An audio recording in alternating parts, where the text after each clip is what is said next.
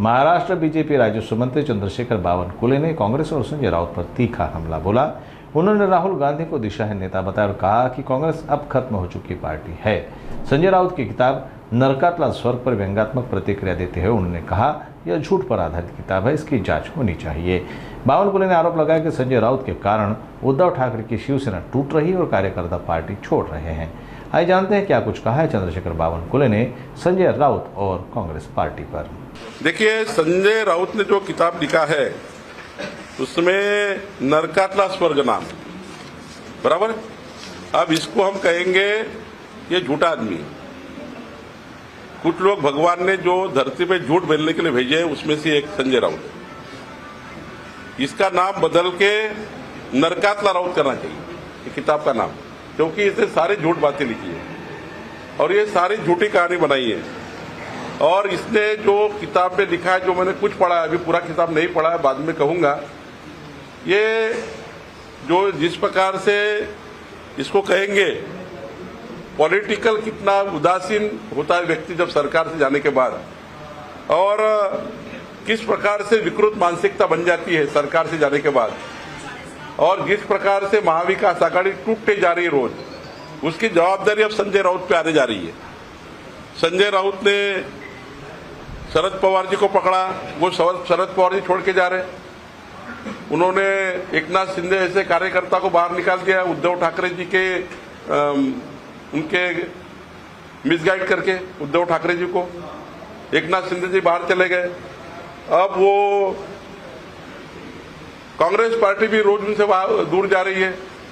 तो ये जो हो रहा है महाराष्ट्र में, और उनके भी कार्यकर्ता, उद्धव ठाकरे के भी कार्यकर्ता ये बोल के जा रहे हैं कि वक्फ बोर्ड की सुधारना जो विधेयक आया, जो वह दुरुस्ती का विधेयक आया था वक्फ बोर्ड का, उसमें उद्धव ठाकरे ने खिलाफ मतदान किया। वक्फ बोर्ड के जो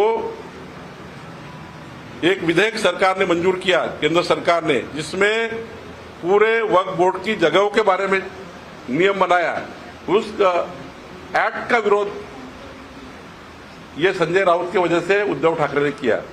इस वजह से उद्धव ठाकरे के लोग छोड़ के जा रहे हैं। इसलिए इनको अभी लग रहा है कि अब शिवसेना जो बदनाम होती जा रही है, उद्धव ठाकरे बदनाम होते जा रहे हैं, उसके लिए ये लोग, इसके लिए संजय राउत जवाबदार अब दिख रहे हैं।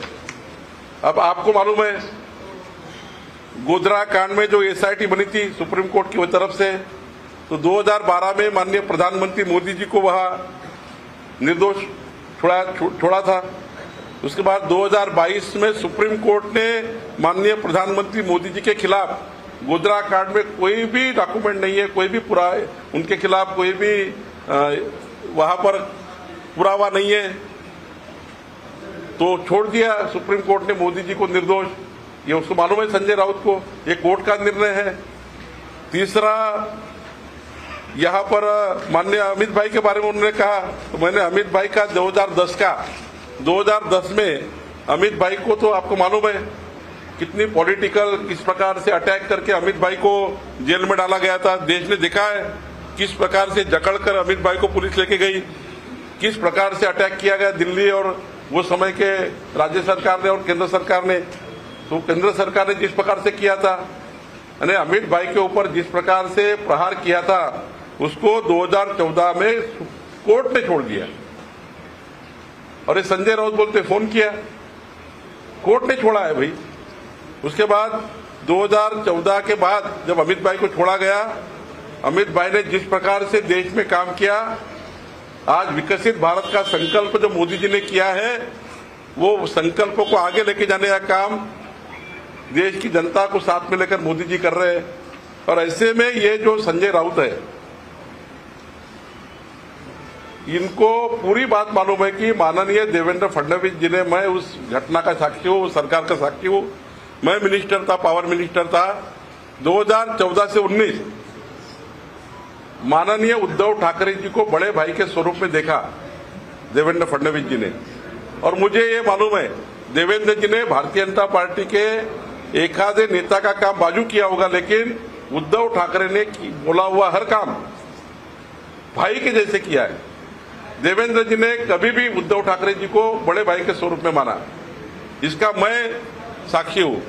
और ये संजय राउत देवेंद्र जी को और उद्धव जी को बाहर करने के लिए, तोड़ने के लिए पूरा प्लान कर रहे थे और वो प्लान उन्होंने सक्सेस करने का प्रयास किया 2019 में।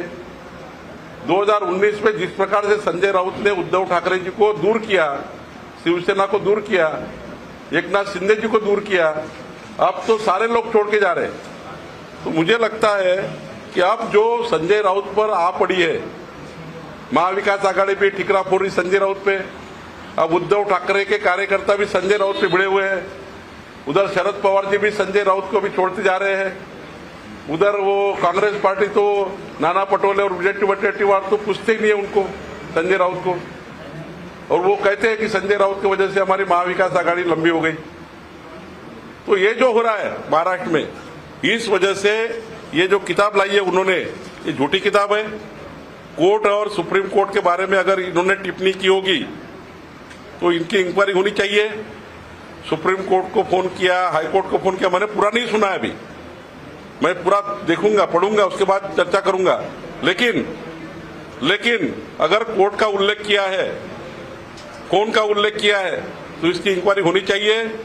और संजय राउत ने बच्ची बुच्ची उद्धव ठाकरे जी की शिवसेना बचानी है तो हिंदू हृदय सम्राट बाला साहेब ठाकरे जी को बदनाम नहीं करना चाहिए। बाला साहेब ठाकरे जी को बदनाम करने का काम संजय राउत कर रहे हैं और दोबारा फिर गलती कर रहे हैं। एक गलती संजय राउत की और उद्धव ठाकरे की 2019 की, सारी शिवसेना को, सारे उद्धव ठाकरे के, हिंदू हृदय सम्राट बाला साहेब ठाकरे के विचारों को बर्बाद कर रही है। फिर एक बार संजय राउत ने ये किताब लाकर क्या होने वाला है, नरकातला राउत किताब लाने के बाद क्या होने वाला है, ये किताब लाने के बाद बच्ची बुच्ची उनकी पूरी सेना ये छोड़ के जाएगी, ये मेरा दावा है।